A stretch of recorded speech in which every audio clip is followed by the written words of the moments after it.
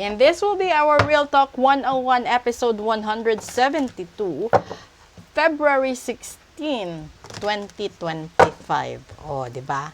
Kuha tayo dito ng isa at alamin natin kung ano yung mensahe ni Universe ngayon, no, sa araw na ito. So, gusto pong magpa-reading, magpa-ritual, magpa-cleansing, curse removal, no? Sabihin nyo lang po. Okay? And that is the dear gentleness. This is a reminder to be more gentle with yourself and others, and the grace, sensitivity, and gentleness of this spirit animal echoes the quality brought forth when living from the heart. Ngayon, siguro wag kang masyadong harsh sa sarili mo, no? May mga bagay kasi na kahit anong gawin natin, gustuhin man natin, pero hindi pa rin ibibigay sa atin.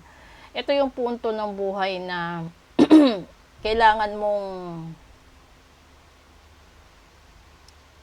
ikalma ang sarili mo. Dahil kung maganda din ang plano mo, mas maganda di hamak ang plano ng Diyos. That's the real talk right there.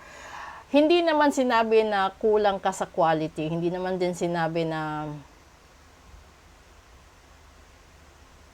masama kang tao. Siguro, minsan nga napapahamak ka dahil sa sobra mong bait. Napapahamak ka dahil sa masyado kang bukas para sa lahat. That's the real talk right there. Yung ibang tao kasi, nababarang nakukulam, no? Dahil hindi sila masama, kundi dahil hindi lang nila kayang pagbigyan yung mga tao na abusado. Dahil sa buhay, no, lahat naman tayo nagpapagod, lahat tayo nagtatrabaho, puwera na lang talaga doon sa mga tamad at sa mga bata na hindi pa pwedeng magtrabaho. Pero sa mga matatanda, nowadays, real talk, yung iba kasi nakikipagrelasyon, hindi dahil sa mahal nila, kundi dahil sa makukuha nilang benepisyo. Aminin man ng iba yan at hindi, yun at yun pa rin talaga ang kahihinatnan nun. Dahil ako mismo, marami akong kliyente na hindi sila masamang tao. Hindi rin sila madamot. Pero limited lang din kasi yung sources of funds nila. Kaya kapag yun, inabuso ng pamilya, kaibigan, katrabaho, relatives, nauupos. And that's the real talk right there. So, kung ikaw yung tipo ng tao na nalugi ka, nauto, na-scam, kailangan mong maging mahinahon sa sarili mo. Siguro, panahon na para magtipid ka, panahon na para unahin mo yung sarili mo bago sila. Pero kung nagkakasakit ka, kahit alam mong malusog ka naman, bigla kang nagkasakit, tapos maganda naman takbo ng trabaho o negosyo mo, tapos biglang nalugi o bigla kang nawalan ng trabaho, magtaka ka. Kapag ganyan yung nangyari sa'yo na biglaan, dapat ipareading mo, iparitual mo agad-agad. Kasi kapag tumagal pa yan, mas lalong matagal ang resolusyon. Kaya nga sinasabi ko, halimbawa, nagkasakit kayo ngayon, 'di ba? Siyempre, yung unang bagsak nun is doktor. Kapag nagpagamot ka, alam niyo po ba na kapag may barang kayo, may kulam kayo at nagpa-doktor kayo at nilagyan kayo ng needle sa katawan or sinugatan yung parte ng katawan nyo, yan po ang malaking chance ng kalaban ninyo para mapabilis po ang pagkatsugi. So, ibig sabihin, kapag sinabi ng doktor na kailangan nyo pong operahan, ay wag ho kayo agad-agad magpa-opera.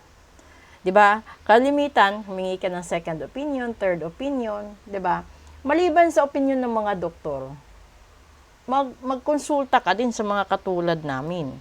Kasi minsan yung inaakala mong sakit doon na pinapahanda ka ng kalahating milyon, 1 milyon, 2 milyon, no? Or 100, 200,000 piso, kaya lang pala matanggal sa ritual kahit nagkakahalaga ng 50, 30, 'di ba?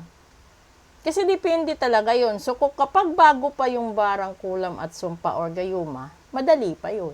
Pero kapag tumagal na at marami ng involved na tao, syempre, para ding para ding mantsa, 'di ba?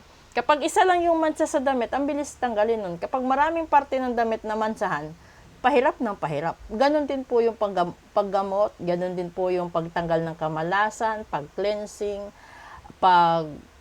paglinis sa buong pagkatao mo. Lalong-lalo na kung ikaw yung tipo ng tao na negosyante. Kapag negosyante ka kasi, hindi lahat, kung napapansin ninyo, hindi lahat na nagnenegosyo nagtatagumpay. Dahil bago pa sila magnegosyo, meron silang aura ng kamalasan. So, hindi ganun kagaan yung pasok ng pera sa kanila, at hindi din sila gaano ka-bright yung aura sa customers nila. So, kahit gaano ka kagaling sa sales talk, kung may baon kang kamalasan, may baon kang sumpa, may baon kang kulam, ay talagang hindi ka sisikat. Hindi ka rin uunlad. So, that's the real talk right there. You have to be true to yourself. Sasabihin man ng iba na hindi sila naniniwala sa manghuhula, pero ang katawang tao ay may kaluluwa. At yung kaluluwa na po yun ay galing sa Diyos. At yung gawa ng tao, lahat ng tao may kaluluwa. Diba? Yung engkanto kasi, kaluluwa na yun sila, elemento sila eh. So, kung hindi ka maniniwala, at yun lang ang tanging solusyon doon, pahirapan. So, kung gusto mo na masolve yung problema mo, gumaan ang takbo ng buhay mo, gumaan ang pakiramdam mo, negosyo mo, ay magpa-cleansing, magpa-ritual, magpa-reading, at magpatanggal ka ng kamalasan. Ganun lang po yun. Kesa naman, magtipid ka ngayon, magsakripisyo ka habang buhay.